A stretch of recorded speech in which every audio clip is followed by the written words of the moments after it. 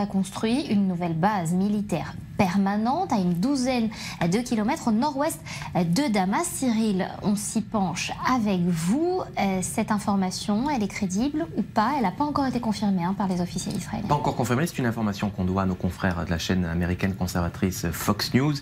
L'Iran, comme vous l'avez dit, aurait donc construit une base militaire permanente à Jabal el-Sharqi, c'est à 12 km au nord-ouest de la capitale syrienne, un camp militaire qui abriterait des entrepôts de missiles sophistiqués capables de frapper Israël dans toute sa profondeur. Une base qui serait contrôlée par la force Al-Quds, cette force des pasdaran iraniens. La chaîne d'info américaine qui a réussi, on le voit, à se procurer ces images satellites en blanc, vous le voyez, de nouveaux hangars d'une superficie de 20 mètres sur 30, une taille qui permettrait, selon l'avis des services de renseignement occidentaux, d'abriter des projectiles de courte et de moyenne portée, suffisants donc pour couvrir, pour mettre à portée de feu le territoire israélien.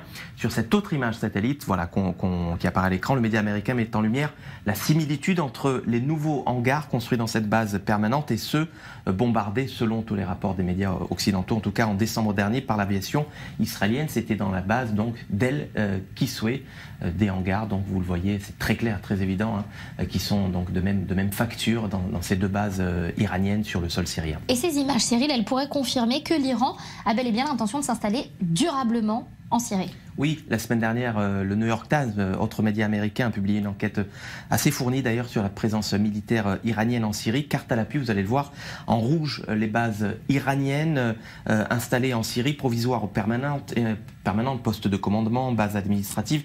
Notez bien, Nathalie, regardez la densité des points rouges à la frontière israélienne. Pas étonnant dans ce contexte, donc Binyamin Netanyahou a mis en garde l'Iran lors de sa dernière intervention à Munich, lors de la conférence sur la sécurité. On s'en souvient, elle avait brandi cette pièce du drone iranien intercepté dans le ciel israélien et qui avait prévenu Téhéran donc de ne pas tester la détermination d'Israël sur ce dossier. Est-ce que cette détermination de l'État hébreu suffira-t-elle sans celle des Russes et des Américains? Mais ça, c'est encore une autre histoire.